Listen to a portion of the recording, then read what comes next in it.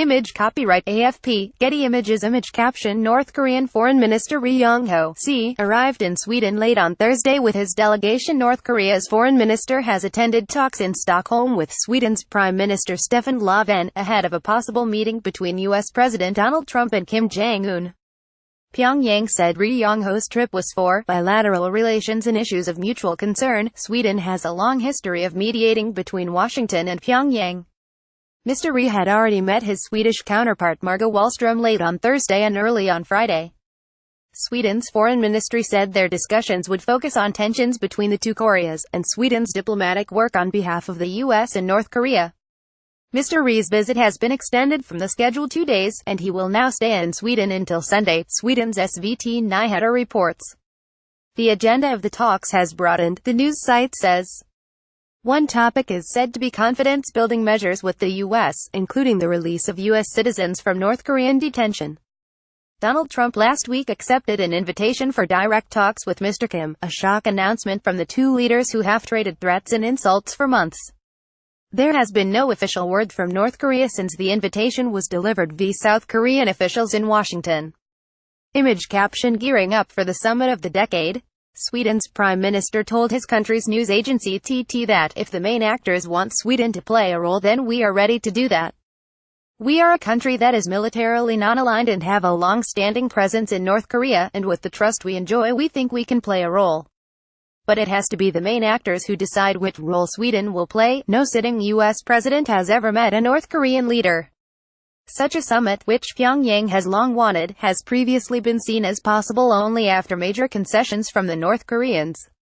North Korea's defiant nuclear and missile program has led to severe international sanctions against Pyongyang in the hope they would force the regime to abandon its military threats. Why go to Sweden? Sweden has long-standing ties with Pyongyang, and its embassy in North Korea was one of the first Western diplomatic missions there in the 1970s. Sweden was also the first country in the world to declare neutrality, in 1814. It takes the position that it is best to be free of military alliances in peacetime, so it can stay neutral if war breaks out. However, it has engaged in peacekeeping missions for the UN, and has a close partnership with NATO, sending troops to support Afghanistan's security forces. Because of its non-alignment policy, Sweden sometimes acts as a proxy for states whose diplomatic relations are strained.